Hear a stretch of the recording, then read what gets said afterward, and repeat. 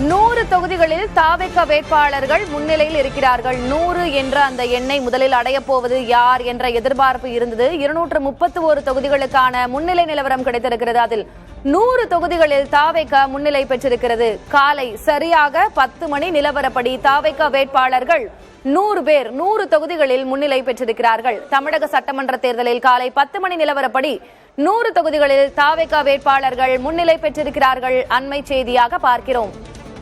தாவேக 100, அதிமுக 81 தொகுதிகள், திமுக 50 தொகுதிகளில் முன்னிலை பெற்றிருக்கிறது. 234 தொகுதிகளில் 231 தொகுதிகளின் முன்னிலை நிலவரம் கிடைத்திருக்கிறது. தாவேக வேட்பாளர்கள் தற்போது வரை 100 பேர் 100 வேட்பாளர்கள் 100 தொகுதிகளில் முன்னிலையில் இருக்கிறார்கள். தற்போது 99 என்று களம் மாறி இருக்கிறது.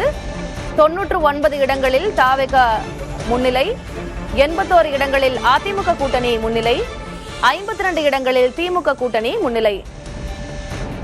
களம் நெருக்கடியான போட்டியாகத்தான் இருக்கிறது. எண்கள் மாறிக்கொண்டே இருக்கின்றன. சற்று நேரத்திற்கு முன்பாக 100 தொகுதிகள் என்று பார்த்தோம். மீண்டும் 99 என்றாகி இருந்தது. தற்போது மீண்டும் 100 என்றாகி இருக்கிறது. தாவேக தற்போது வரை 100 தொகுதிகளில் முன்னிலை, அதிமுக 80 தொகுதிகளில் முன்னிலை, திமுக 52 தொகுதிகளில் முன்னிலை.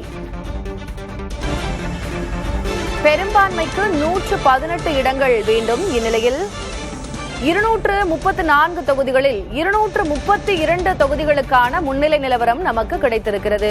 அதில் தாவேக 100 இடங்களில் முன்னிலை பெற்றிருக்கிறது. அதிமுக 80 இடங்கள், திமுக 52 இடங்களில் முன்னிலை பெற்றிருக்கிறது. இதுதான் தற்போது வரை நமக்கு கிடைத்திருக்கக்கூடிய எண்கள்.